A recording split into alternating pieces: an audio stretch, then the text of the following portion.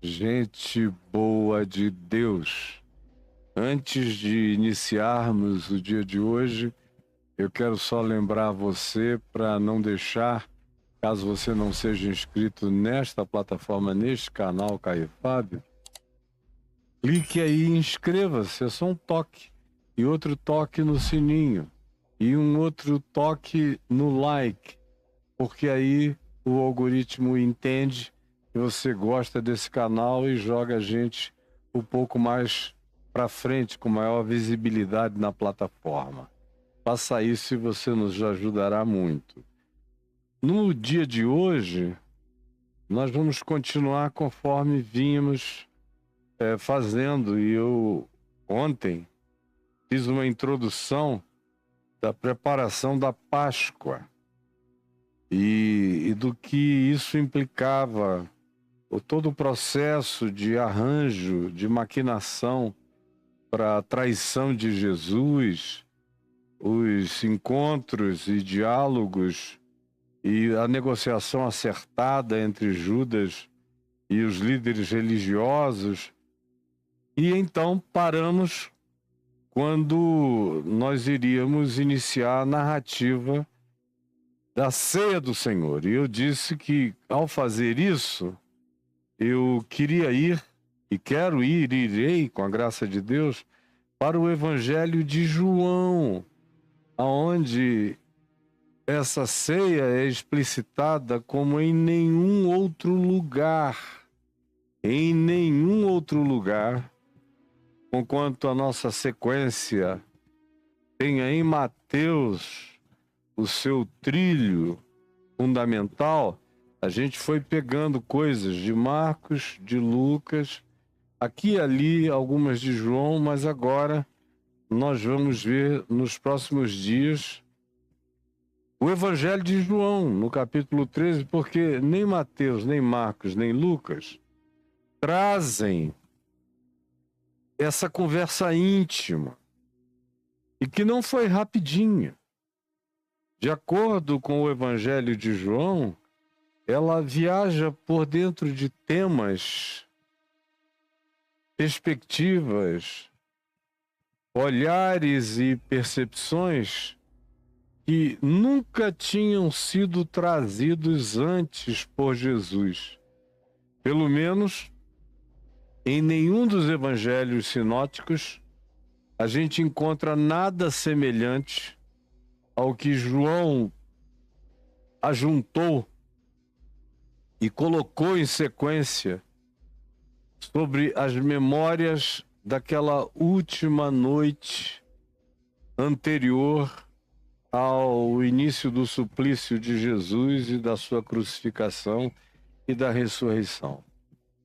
Depois da ressurreição, eles estiveram com Jesus 40 dias e 40 noites, comendo e bebendo com ele, durante cujo tempo, e que ele se manifestou em lugares diferentes para os mesmos sempre, apóstolos e discípulos chegados, e também para outros agregados, como Paulo nos diz em 1 Coríntios, no capítulo 15, que numa das ocasiões, na Galileia, ele apareceu e conversou e esteve com cerca de 500 irmãos, de uma única vez, simultaneamente conversando com ele. 500.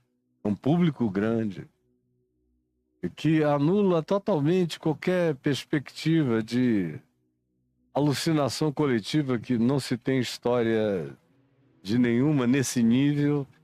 É algo que faz parte apenas dos teoremas da incredulidade, porque 500 pessoas, sem efeitos especiais, sem preparação, sem nada, encontrarem com o ressuscitado na Galileia e comerem e beberem com ele, conversarem com ele e ouvirem-no. Não foi um passar, não foi um objeto voador não identificado que as pessoas veem assim. A maioria das vezes são percepções de segundos ou de alguns segundos ou minutos, não. Eu que já vi coisas estranhas assim do céu 2 vezes, na primeira vez foi algo mais ou menos curto de tempo, mas foi tão violentamente marcante e concreto, e nós éramos 13 pessoas, mais o meu pai, éramos 14 juntas, vendo aquilo ali, na nossa cara, não dava para ter sido impressão de absolutamente ninguém, isso nunca esteve em questão. Todo mundo acachapado com o que tiveram naquela percepção objetiva.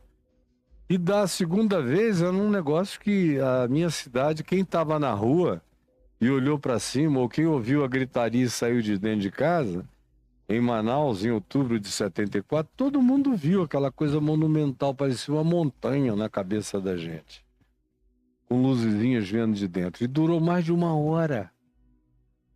Não dá para chegar e dizer, vocês tiveram uma alucinação coletiva. Como os teoremas da incredulidade produzem, com uma facilidade e uma banalidade idiótica, cansativa, cientificamente falando, historicamente, psicologicamente falando. Mas voltando aqui, Jesus teve, depois da ressurreição, conversas, mas a natureza e a intimidade e a pauta dessas conversas não nos foram dadas em nenhum dos evangelhos. Só se diz que ele mostrou tudo que a seu respeito constava em todas as escrituras do Velho Testamento. Como o Velho Testamento só fazia sentido visto e interpretado a partir do testemunho que dava sobre ele, a vinda dele. Porque todas aquelas coisas ficaram para trás, viraram sombra, obsolescência. E em Cristo Jesus se tem agora tudo novo. Uma nova esperança, um novo mandamento, nova relação com Deus, nova consciência, novas, claras e nítidas esperanças, tudo absolutamente novo, como ninguém no passado, ninguém, nem de longe tinha visto. Eles tinham tido vislumbres, eles tinham tido silhuetas. Quem melhor viu de relance algumas silhuetas da era que viria, do Cristo que chegaria e da mensagem que traria. Entre essas pessoas estão alguns profetas, dos quais eventualmente Isaías tenha sido um dos que tenham tido uma melhor visão dessa percepção. Mas uma coisa é ter vislumbres, é ter silhuetas, é ter projeções. É como quem ainda está na caverna de Platão, vendo sombras. Essa linguagem também que o escritor de Hebreus usa quando diz que aqueles do passado viram sombras. É a linguagem da caverna de Platão, viram sombras das coisas que ainda haviam de vir e que vieram em Jesus. Pois bem, é João também, que aqui no final do seu evangelho, diz, ora, Jesus fez muitas outras coisas que não estão escritas em lugar nenhum, e nem haveria livros nem copistas para escreverem tudo que Jesus fez. Mas essas coisas que nós vos apresentamos é uma seleção para que vocês vejam evidentemente que Jesus é o Cristo, o Filho de Deus. E para que, crendo nele e crendo nisto, tenhais, pela prática dessa fé, vida em seu nome. Vida pela obediência ao Evangelho, que não é um caminho externo, não é uma disciplina para fora e de fora. é um poder que emana de dentro da gente para fora. É uma força para viver. É uma alegria de ser em Deus. É uma habitação de Deus em nós pelo Espírito Santo. É Cristo vivendo em nós, como Paulo diz, e que nos traz a esperança da glória. As cartas de Paulo são todas carregadas de assim habite Cristo em vós, assim habite Cristo em vós, estando vós possuídos e habitados em amor, assim cresça Cristo em vós, assim nasça e se desenvolva numa gestação Cristo em vós, até que vocês se tornem a própria manifestação do Cristo de Deus. Essa é a vocação de vocês. Esse é o segredo guardado e manifesto e revelado e provado e experienciado por todo aquele que crê. Então, feita essa introdução, a gente vem aqui para o Evangelho de João, aonde,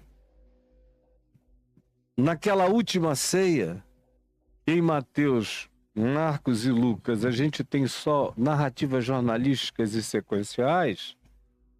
Aqui em João, do capítulo 13 em diante, a gente tem um abrir de alma, um apocalipse existencial. Aquela Páscoa, aquela chamada última ceia, foi um apocalipse. Apocalipse é uma palavra grega que significa tirar o véu, abrir as cortinas, tirar os impedimentos, deixar ver a face, deixar ver para dentro, deixar ver no íntimo, deixar ver nas entranhas. Isso não tem a ver apenas com o futuro, como se associa Apocalipse a predições proféticas do futuro histórico planetário. Isso é um aspectozinho. O significado de Apocalipse é revelação. E aí, nesse sentido, não existe percepção de Deus sem Apocalipse. Não existe revelação da face de Cristo sem Apocalipse.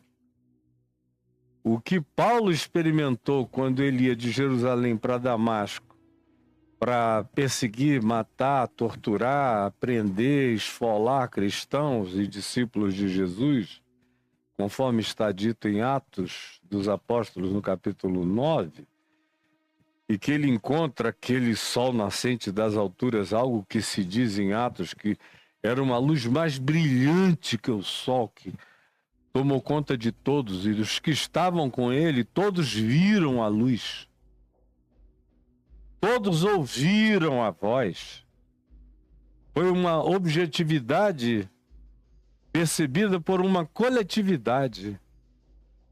A única coisa peculiar é que, conquanto eles todos tenham visto aquela luz chocante que os envolveu e tenham ouvido aquela voz, nem todos entenderam o sentido da voz.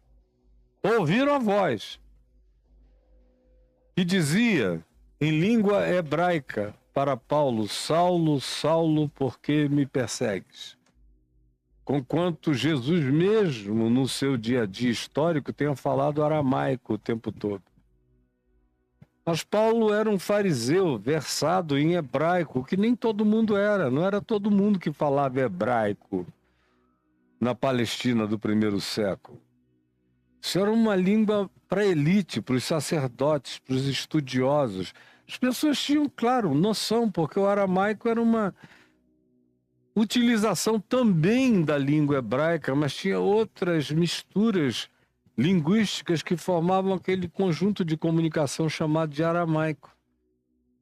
Então, quem sabia aramaico entendia um pouco de hebraico, mas não necessariamente tudo. Saulo, Saulo, por que me persegues? E aí vocês sabem o resultado. O que foi aquilo? Foi o apocalipse de Saulo. Como ele mesmo diz em 2 aos Coríntios, no capítulo 3, que antes de se converter, ele andava com um tapume na cara. Foi depois de convertido que aquele véu foi tirado e ele viu a glória de Deus manifesta na face de Cristo Jesus. Foi o apocalipse de Paulo. E uma vez que ele tenha visto, ele nunca mais teve ou fez ou pôde ou conseguiria fazer retrocesso. É o tal do se eu quisesse eu não podia, se eu pudesse eu não queria. Ele ficou aí preso nessa paixão eternamente. E aqui em João, no capítulo 13, a gente recebe esse apocalipse da última ceia. Esse tirar o véu e permitir que a gente entre naquela sala. E é assim que eu quero convidar você, hoje e nos próximos dias, a concluir Mateus comigo em João. Depois a gente vai voltar para Mateus, para as últimas ocorrências, de onde a gente também vai voltar a Lucas e vai voltar a João, porque tem coisas a serem agregadas à sequência dos fatos, até o final do Evangelho de Mateus. Lucas e João terão várias contribuições a fazer, e Marcos algumas também. Mas nesses próximos dias, já que em Mateus, se a gente seguisse, nós iríamos ter só narrativas praticamente até o capítulo 28. Seria um texto eminentemente jornalístico, histórico. Em João, todavia, a gente tem uma existencialidade apocalíptica. Um abrir de véu, um convite para entrar no cenáculo, para fazer parte daquela intimidade. E é íntimo o acontecimento. É de nudez. É uma Páscoa de nudez. De acordo com João, aqui no capítulo 13, onde eu já estou, começa com nudez. E tudo mais é um desnudamento contínuo da revelação de Deus. É um arrancar de véu em todas as direções. É o apocalipse da salvação, da graça, do perdão, do acolhimento, da presença do Espírito Santo, da amizade de Jesus, da intimidade, do aconchego e das coisas mais viscerais que ele queria comunicar, que são aquelas que, em geral, a gente comunica na última hora. Porque antes da última hora as pessoas não estão nem preparadas para ouvir. Como a gente viu aqui, as muitas tentativas de Jesus de comunicar aos seus discípulos, conforme a gente viu em Mateus, diversas situações de tentativa de comunicar sobre a sua crucificação e ressurreição, e os discípulos estavam bloqueados. O véu estava lá, o apocalipse não tinha acontecido, eles não conseguiam, não queriam, e quando começaram a perceber que precisavam entender, eles criaram um bloqueio de tristeza tão grande que Jesus já nem falava. Porque eles se blindaram para aquele apocalipse até que chegasse essa hora. Agora daqui não passava. Não tinha mais para onde passar, ou era aqui ou era aqui. E eles tinham que ouvir, tinham chegado no momento em que não dava mais para fugir. Era uma sala fechada, sem mais ninguém, só eles. Só os íntimos, homens e mulheres. Não foi um clube do Bolinha, as mulheres estavam lá com absoluta certeza. Todos os presentes. As pessoas mais viscerais. Todo mundo quieto, vendo aquilo ali. E as dinâmicas em torno do pão e do vinho, da pessoa de Jesus e as falas dele. E não é ele sentado ali, não é aquela ceia da Vinci, que é uma ceia medieval, uma mesa medieval, com gente com cara medieval, todo mundo europeu, aquela mãe de cara ali. E o Dan Brown querendo criar teorias disso e daquilo, tudo patético. Não. Era uma ceia do primeiro século. O divã era assim no chão, todo mundo sentava no chão. Pegava o pão com a mão, o cálice era compartilhado. As pessoas se sentavam à volta da mesa no chão. Os bancos que havia em cenáculos como esse eram para repousos muito rápidos. A maioria das pessoas estava acostumada a comer com a mão e a sentar no chão.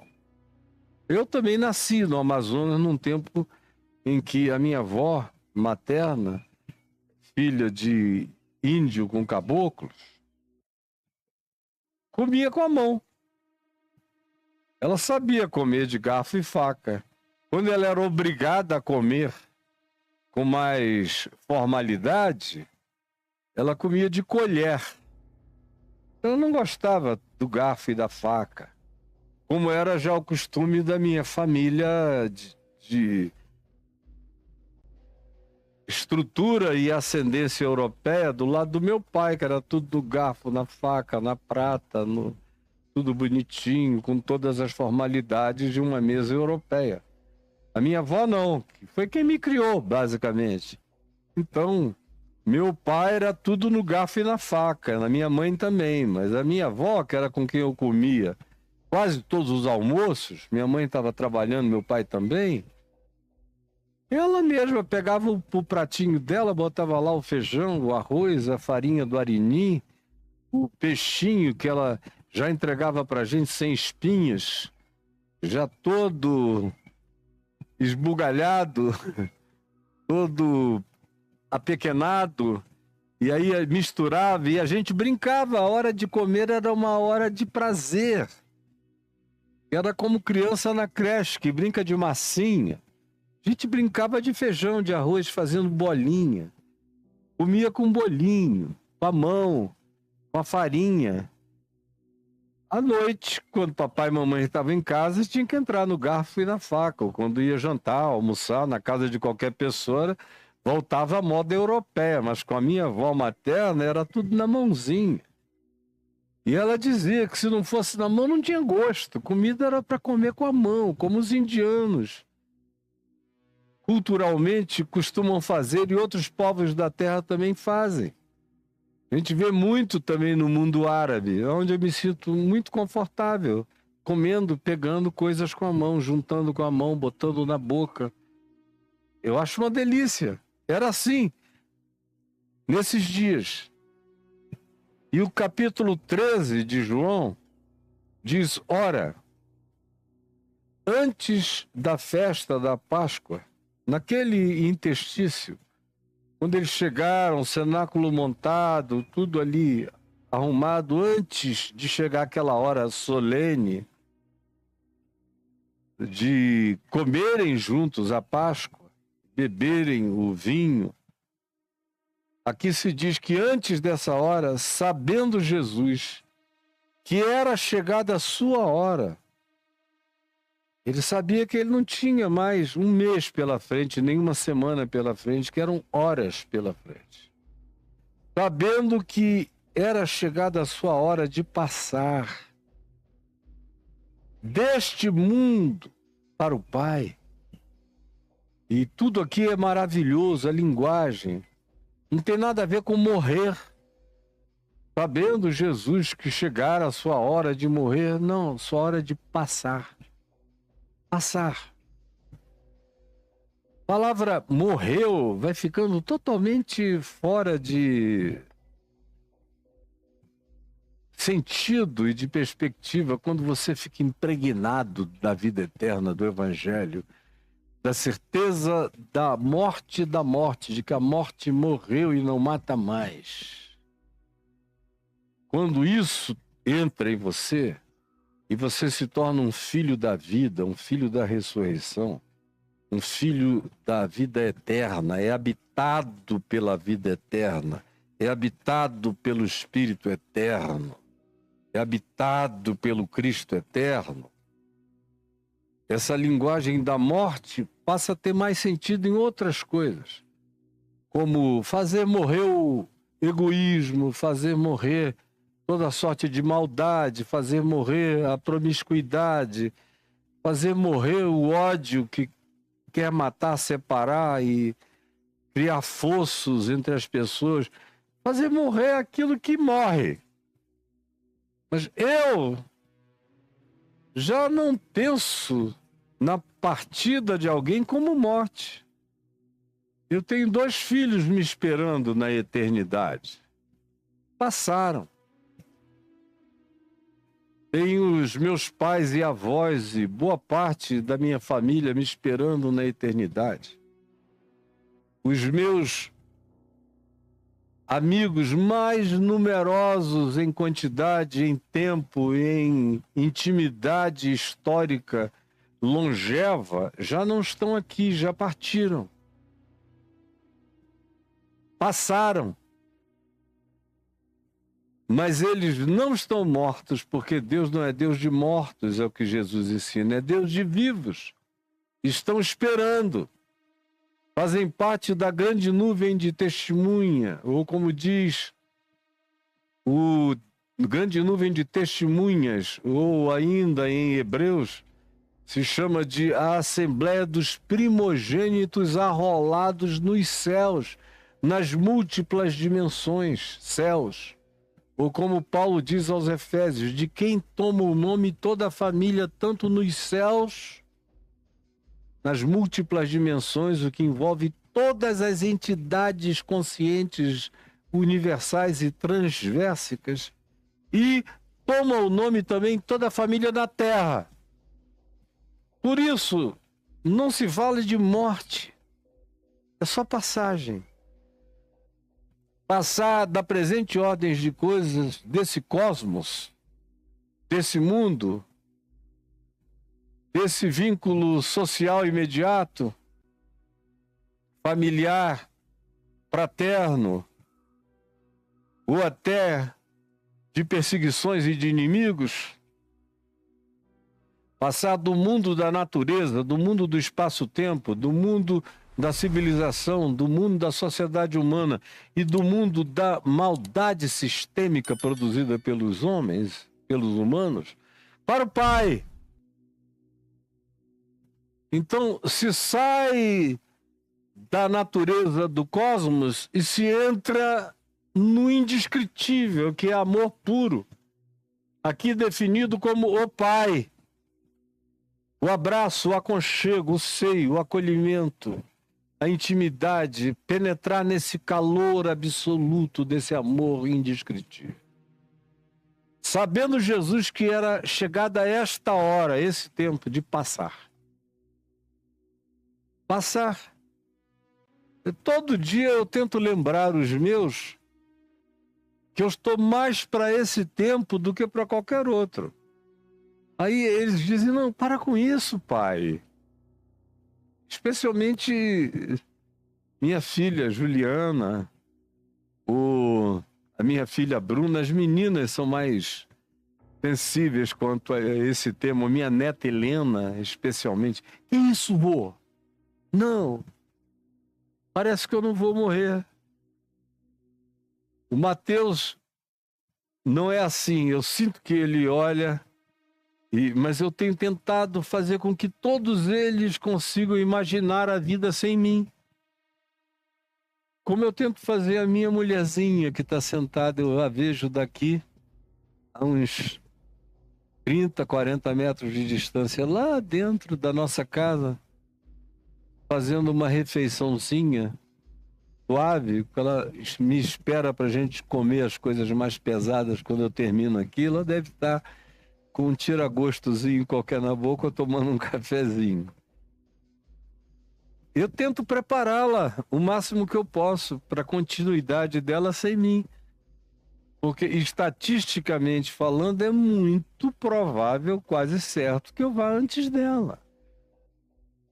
E depois de vivermos tantos anos, nós dois, 24 horas por dia, de dia e de noite, o tempo todo, eu sei que se ela fosse tirada de mim e levada e passasse antes de mim, eu não posso nem imaginar o tamanho do vazio. Ela viaja, fica uma semana cuidando de coisas da gente no Rio de Janeiro.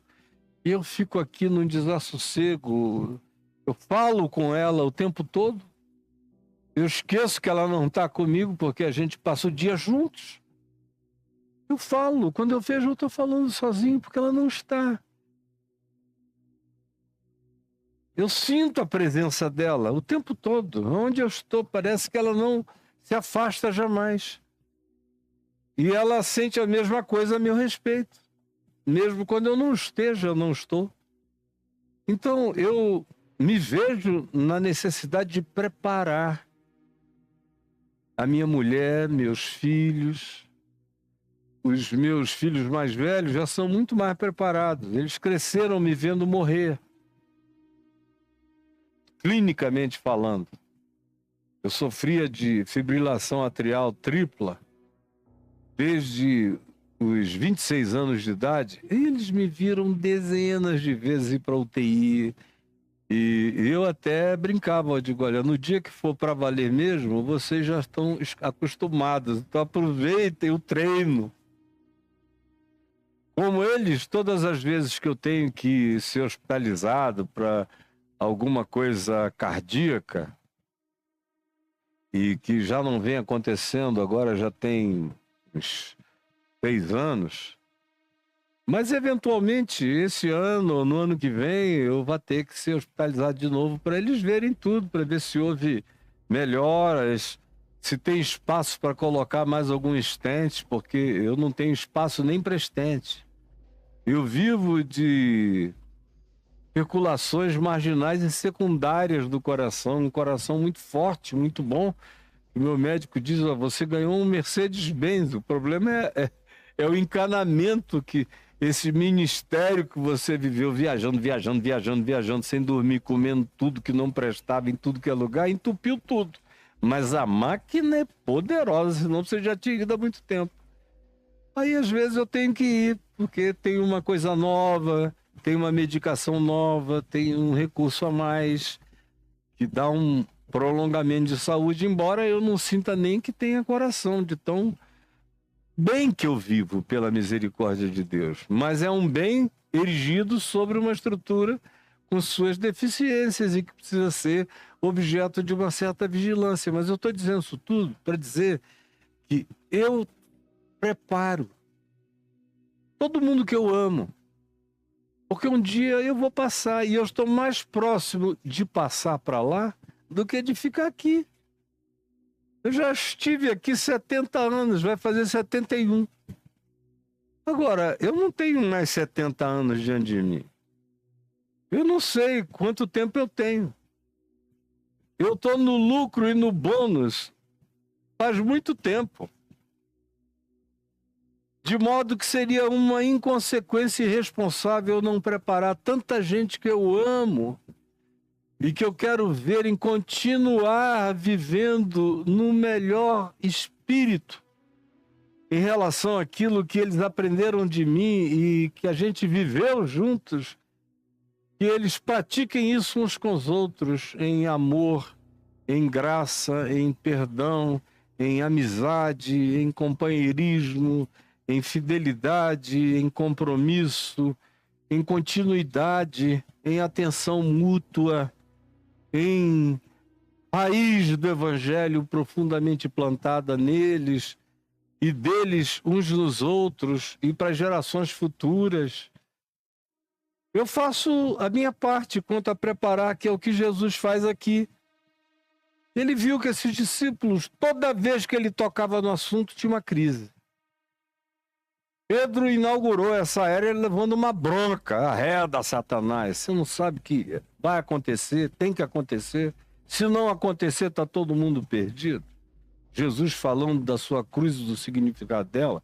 E as outras vezes todas que vocês me acompanharam aqui, Mateus, onde eu mostrei bloqueio por bloqueio, toda vez que a gente ia chegando naquele ponto, olha o bloqueio de novo, olha o bloqueio de novo. Aqui, com bloqueio ou sem bloqueio, ele rasga o véu. Rasga o véu porque ele sabia que era hora de passar deste mundo para o Pai. Não é para a morte, é para a vida, é para o Pai, para o Deus de vivos e não de morte. Tendo amado os seus íntimos, os seus próximos, os que andaram com ele, e permaneceram com ele nas suas tentações, como ele vai dizer no jardim do Getsemane, no Evangelho de Lucas. Tendo amado os seus que estavam no mundo, vem chuva, vem, amou-os até o fim. Amou-os até o fim. Vem, chuvinha, aleluia! Vem, meu amor, coisa linda, vem forte. Vem sem medo de cair. Que delícia! Vem chover, meu amor, vai cair. Primeira grande chuva, se Deus quiser. Estou celebrando com a Adriana. Sabendo que era a hora. Assim como aqui tem todos os sinais. Vento, chuva, sementes do Guapuruvu caindo, o céu fechando, a temperatura do vento mudando. Já o cheiro de água que está vindo por aí. Chegando, aqui é Brasília, vai chovendo assim, parece o Amazonas quando chove. Tá vindo, vem, minha chuvinha linda. Jesus está encarando essa passagem, essa nova estação aqui, sabendo que era hora de passar deste mundo para o Pai. Tendo amado os seus que estavam no mundo, que continuariam aqui mais um tempo, que ainda iriam viver muitas coisas que ele sabia, mas os discípulos não sabiam. Ele, todavia, deu o que se tem para dar quando a gente sabe que vai passar. Quando a gente tem certeza que vai passar e é lúcido quanto ao significado dessa passagem, a gente demonstra e manifesta sempre amor até o fim. Amor, amor, amor. Nessa hora, a gente não pode deixar que nada se interponha entre nós e os outros, e a ponte eterna é o amor, é o amor, é o amor. Amou-os até o fim. Então, durante a ceia, tendo já o diabo posto no coração de Judas Iscariotes, a convicção, a certeza, tendo assentado no coração de Judas um compromisso mórbido com a traição, com a morte, com o adultério espiritual, com a infidelidade em relação àquele de quem ele só tinha recebido amor e em relação a quem ele tinha desenvolvido gosto. Ele gostava de Jesus. Ninguém pode dizer isso de Judas, que ele não gostava. Ele gostou. Ele só gostou sem raiz, ele gostou sem esperança, ele gostou sem transcendência, ele gostou mais agarrado à teologia do reino de Deus, como uma escatologia de cumprimento imediato, de natureza político-militar e de messianismo monárquico, que quando ele viu Jesus dar as costas para o projeto de reino de Deus que ele, Judas, tinha, conquanto ele gostasse de Jesus, o amor dele não tinha chegado às últimas consequências do embrenhamento na alma e no ser. E aí ele fica tentado. O Novo Testamento não diz isso, mas eu carrego isso praticamente como uma certeza pessoal, só minha. Ele foi ficando tentado, do tipo, eu vou deixar esse cara ficar no meio do fogo, porque na hora que o fogo cercar, ele vai soprar e apagar o incêndio inteiro. Ele precisa ser colocado no meio de uma situação sem solução, para que pela falta de solução ele solucione tudo com o poder que ele tem, porque ninguém tem tanto poder para aceitar a morte de maneira passivamente acolhedora. Eu não creio, ele vai reagir. Eu imagino que tenha sido essa uma das tentações, ou a grande tentação, que se assentou, que o diabo fez assentar no coração de Judas, a ponto de que ele imaginou que fosse possível trair a Jesus e eventualmente sair tudo bem. Porque foi quando ele viu que o que ele fizera era um tiro que saíra pela culatra, é que ele fica tocado de remorso e diz: eu pequei traindo sangue inocente, vai e se suicida. E se arrebenta inteiro lá em Alcedama. Talvez até a corda da árvore, quem conhece Alcedama, conhece, sabe que é uma descida. Se alguém se pendura numa das muitas árvores que ainda tem por ali, e um galho quebrar, você rola pelas pedras até embaixo. Talvez seja essa a razão pela qual o livro de Atos dos Apóstolos digam que as entranhas de Judas se derramaram. Alguma coisa o cortou tão visceralmente que todo o trato intestinal dele veio para fora. Todo o aparelho gastrointestinal dele se expôs. As vísceras dele, numa linguagem bem de sacrifícios do Velho Testamento, as vísceras do animal sacrificado, as vísceras dele se expuseram diante de todos os que viram. Pois bem, Satanás colocou no coração de Judas que traísse a Jesus. E sabendo Jesus, sabendo, essa era a fé de Jesus. Era um saber, era uma certeza, como fé é saber. É saber das coisas que se esperam, é saber de fatos que se não veem. Por isso, em Hebreus 11:1 se diz que é certeza. Certeza é saber, saber é certeza. Sabendo Jesus que o Pai tudo confiara às suas mãos. Tudo que era importante, visceralmente importante, o Pai tinha colocado nas mãos dele. O que era importante?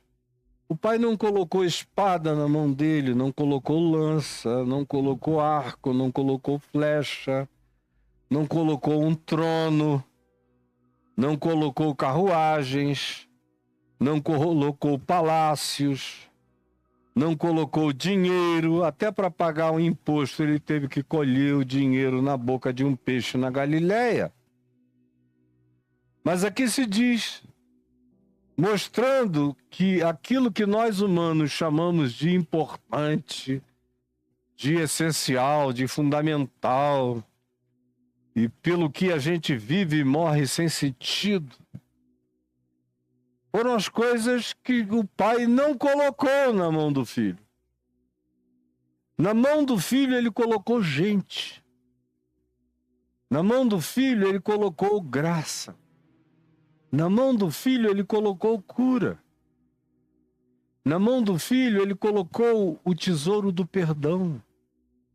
Na mão do Filho ele colocou a graça do não julgamento, da tolerância misericordiosa, da paciência, da espera e da certeza da ressurreição. Nas mãos do Filho ele colocou as chaves da morte e do inferno. Nas mãos do Filho ele colocou uma coroa invisível de eternidade, de vitória sobre a morte, de poder da ressurreição, sabendo que o Pai tudo confiara às suas mãos, aqui nesse mundo, e o que tinha valor para o Pai era o que estava nas mãos do Filho, praticado pelo Filho, e que ele, Jesus, viera de Deus e voltava para Deus, viera de Deus e voltava para Deus. Viera de Deus e voltava para Deus. Eu vim de Deus e eu volto para Deus.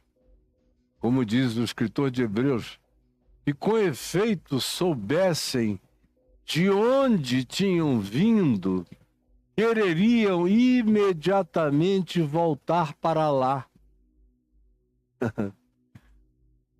Se lembrassem, aqui nessa estada de desmemoriamento, de apagamento, onde a gente tem que acordar para viver, se todavia nos lembrássemos de onde viemos,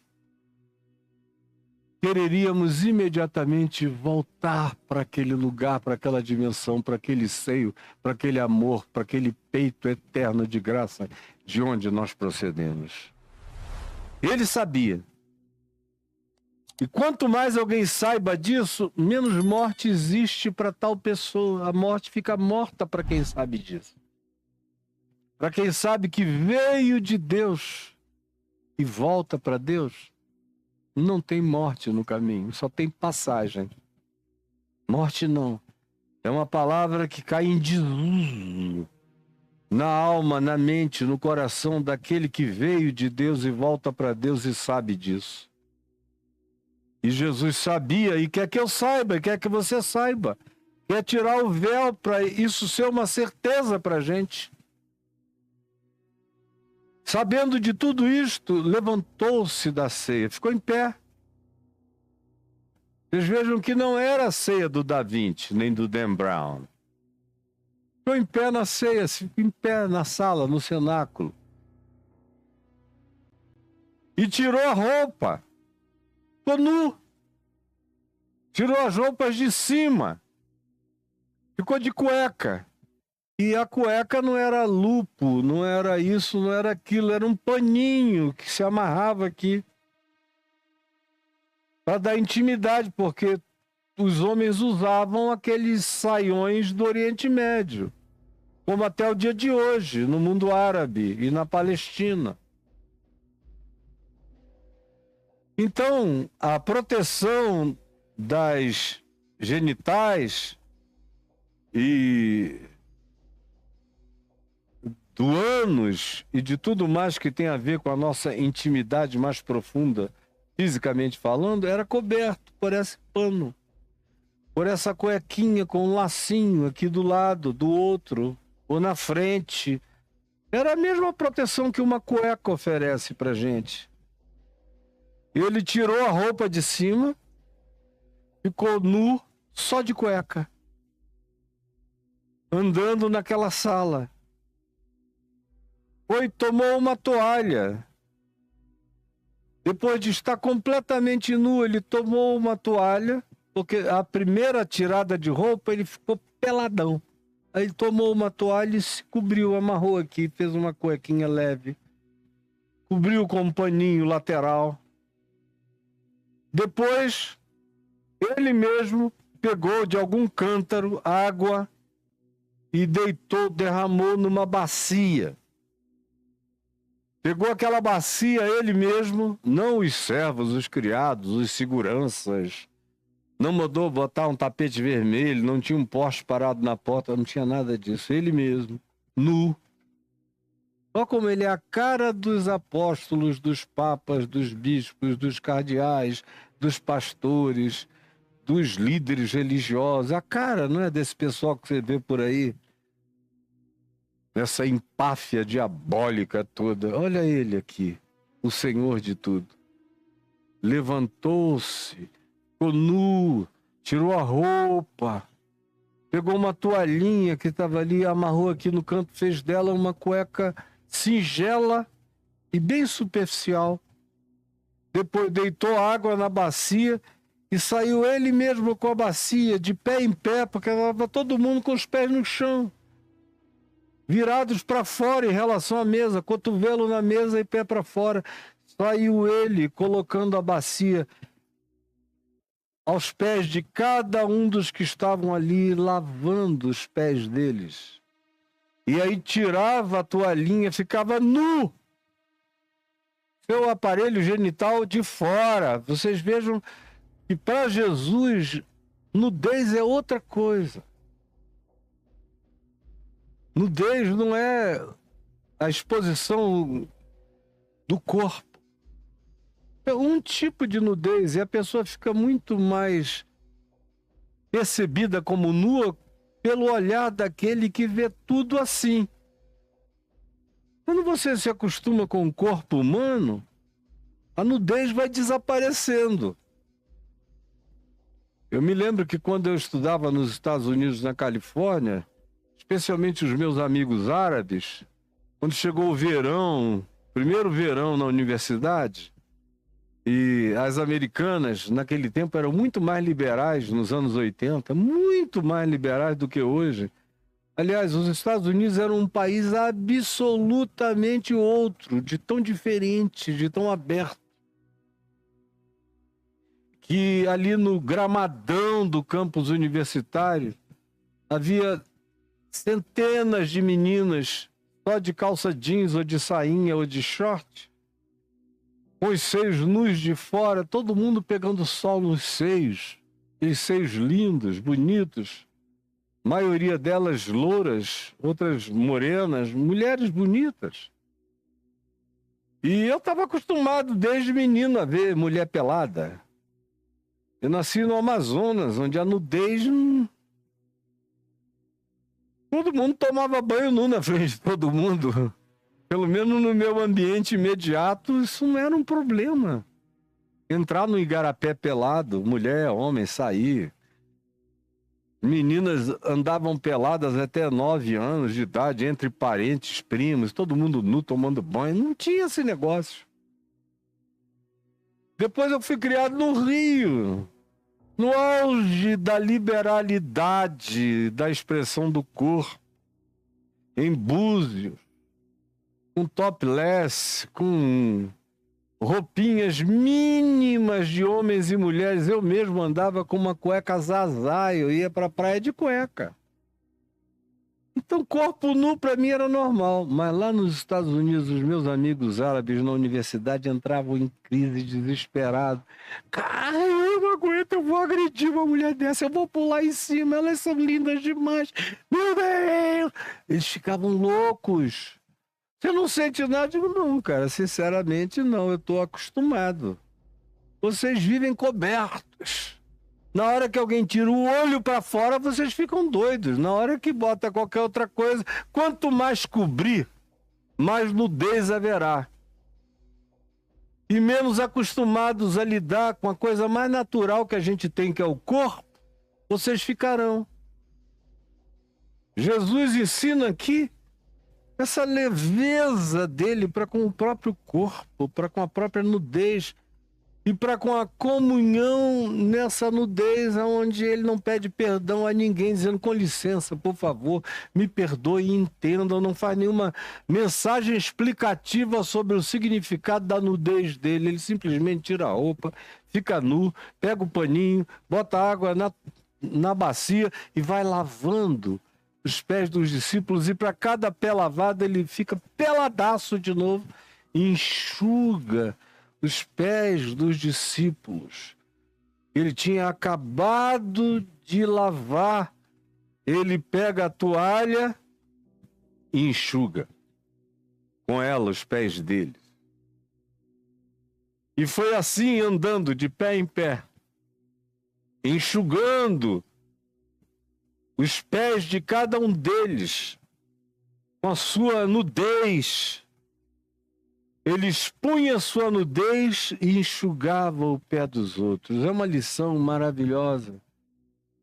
Porque para eu lidar com os outros, antes de tudo eu preciso ser um indivíduo nu. Nu. Eu acho que Deus me deu a graça de que aonde eu chegue, aonde eu vá, se a pessoa tem uma chance mínima comigo, a maioria abre o coração. Tem gente que eu vou entrando no lugar e o cara já vai me pegando para um lado e abrindo o coração. Em qualquer lugar. Às vezes, como ontem à noite, num lugar fino, cheio de algumas das pessoas mais importantes e celebradas da cidade, tanto pessoas ricas quanto jornalistas e políticos, numa inauguração concorrida, e a dona do empreendimento é uma amiga minha de 30 e tantos anos, com quem eu já vivi muita coisa íntima, porque eu nunca tive coberturas com ela. Ela me conheceu como um homem nu, diante de quem ela podia abrir a nudez da alma dela por inteiro, e foi o que ela fez desde o início. Pois bem, você chega, você vê que qualquer um que te encosta ou que te abraça, fala uma coisa no teu ouvido que dificilmente ela terá falado para qualquer outra pessoa no meio daquela multidão, mas fala no meu ouvido. Você lembra daquela vez que você me salvou daquilo? Eu nunca mais vou esquecer na minha vida. Aqui, ali, acolá. E se você ficar sozinho, o cara vem e abre tudo. Ah, eu sempre quis encontrar o Senhor, porque tinha uma coisa que eu queria lhe dizer, e conta algo que não conta para ninguém. Porque percebe que você é uma pessoa descoberta, você é uma pessoa nua, não protegida, que não vive sob tapumes, que não tem medo do olhar dos outros, porque não tem medo de expor a sua própria humanidade. E é isso que a gente está assistindo aqui. Ele lava e enxuga nu os pés de todo mundo. Quando ele chegou perto de Simão, Pedro lhe disse: Senhor, tu me lavas o pé a mim? Pedro tem essa mania de querer ser mais servo do que os outros, mais apóstolo do que os outros, mais corajoso do que os outros, mais peitudo que os outros, mais enraizado que os outros. E quem tem esse desejo psicológico de ser mais do que os outros, denuncia imperceptivelmente um medo latente de que a sua raiz não seja tão profunda assim. Aí, toda vez que ele vê Jesus fazendo alguma coisa, ele quer fazer mais. Como ainda vai ter lá em João, no capítulo 21, aquela pesca lá de Tiberíades, depois da ressurreição, que quando Pedro reconheceu que era Jesus, é ele que pula nu, vai nadando até Jesus, chega na praia, Jesus já tem uns peixinhos lá com um braseiro aceso, aí manda trazer o barco com a rede cheia, vai Pedro e puxa sozinho a rede com mais de quase 2 centenas de peixes, 153 grandes peixes, sozinho, era peixe à beça, era pesado demais, mas ele tem essa vontade de demonstrar que o amor dele é para valer, o que denota uma insegurança. E aí ele diz a Jesus: Senhor, tu vens lavar os meus pés? Os meus pés? Então Jesus lhe respondeu: o que eu faço, tu não sabes agora, Pedro.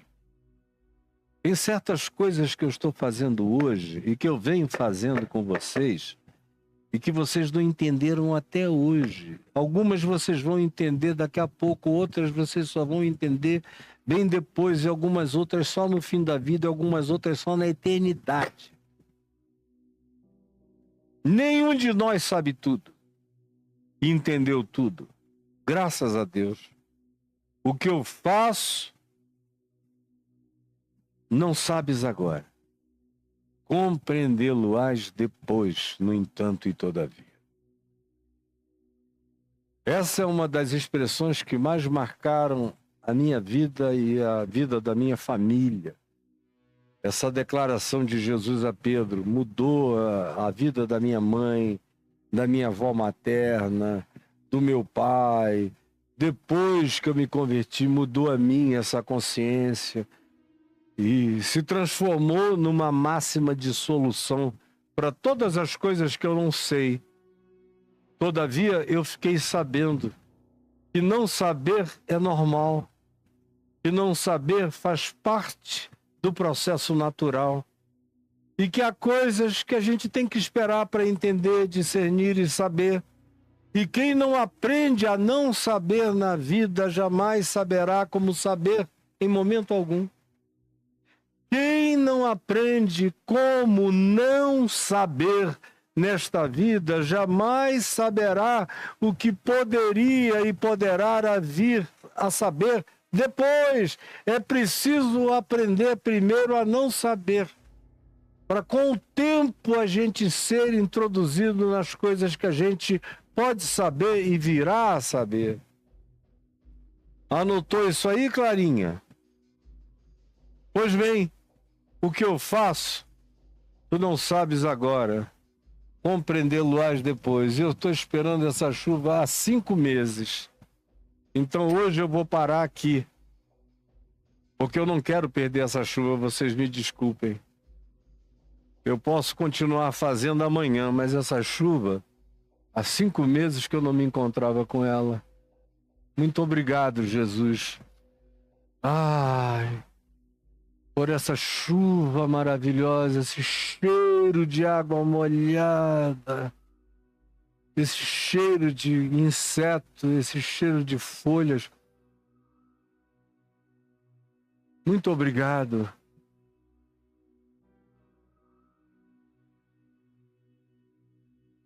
Porque tu me ensinaste a apreciar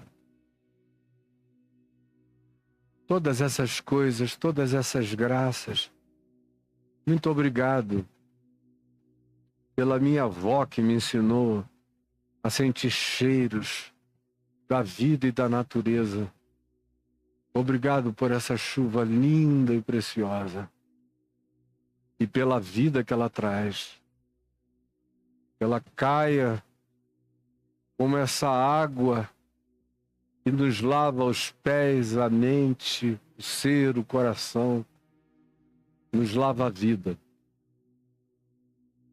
E é assim que eu a recebo, com essa gratidão. Em teu nome, Senhor Jesus. Amém e amém. Hoje eu vou parar aqui, eu não vou falar nada sobre coisa alguma. Só vou dizer que eu volto com você, se Deus permitir, amanhã.